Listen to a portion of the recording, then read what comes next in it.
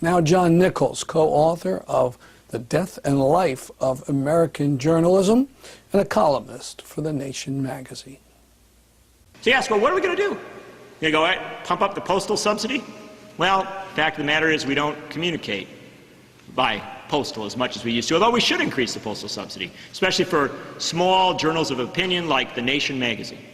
That's a joke, guys. But what we really ought to do is find modern equivalents to what the founders did. And there are a lot of ways to do that. I testified on Tuesday before the Federal Trade Commission, spoke recently to the FCC and Congress. Simple proposals. Number one, supercharge our funding for public and community broadcasting so that WPKN does not have to, beg you in a pledge drive all the time for enough money to put a little bit of journalism on. We ought to have the equivalent of what other countries around the world have.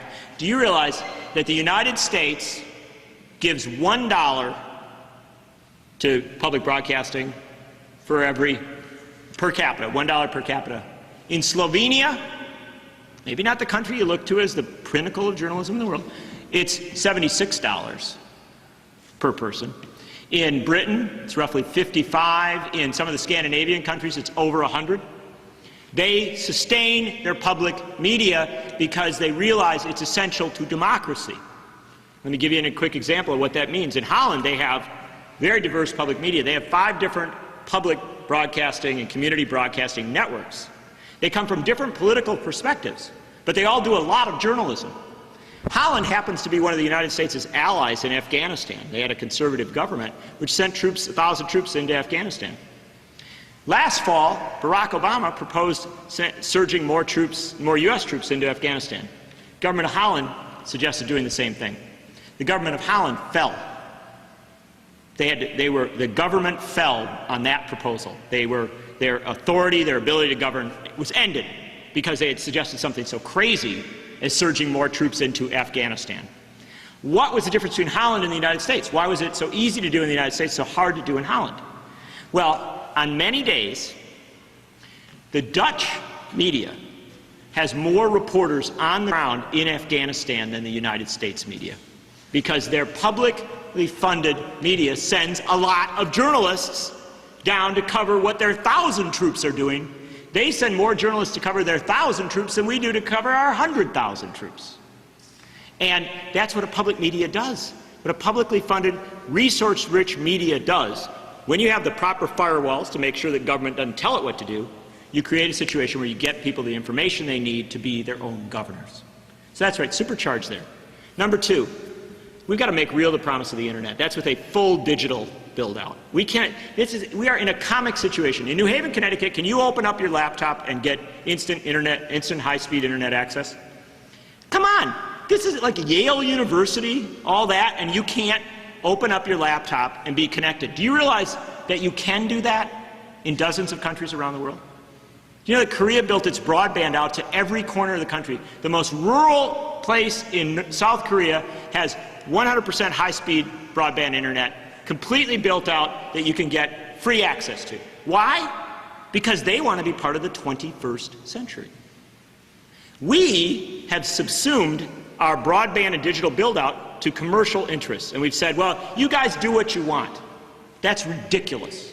That is antithetical to using this new technology in any kind of way that sustains democracy. We have to have an absolute commitment to complete build-out. We have to have net neutrality, which absolutely guarantees that when you go online, you can get to any site without barriers and paywalls and charges. And then, let's be honest with ourselves. We have to recognize that the advertising revenues are not going to be there to create sufficient journalism online. And so we're going to have to find ways, models, by which people can make a living online. Now, I know there's folks who say, well, let's wait for a foundation to do it. There aren't enough foundations. We really quantified in our book. There just aren't enough foundations. There aren't even enough rich guys to go out and do it. The bottom line is we have to find another model to do it. And there are good models.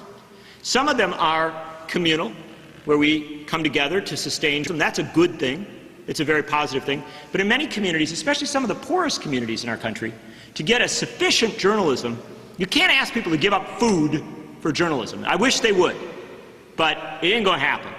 And so we have to recognize that there are places where the public sphere must become engaged here. We have to do what other countries do, and that is support the production of journalism at the local level. Again, supercharging of public and community broadcasting, one way to do it. But another way to do it is to say that what we do about education. We think education is important, right? And so we think it's not, I know America doesn't think it's as important as we should, but we think it's important enough that we've created a program where young teachers who can't get a job can go into underserved neighborhoods, rural areas, urban areas, and teach. We call it Teach for America, we call it Write for America, we call it Teach for America, we call it AmeriCorps, things like that. You get a small stipend, you go out and do it. Why don't we do that with young people in journalism? Why don't we say to the young people who are being driven out of journalism, you can become part of a Write for America program. You can become part of a News for America program, where you can go out into an underserved neighborhood, produce journalism, either hooking up with existing, maybe hooking up with working with Scott, or somebody who's producing media right now, or come together and create your own media.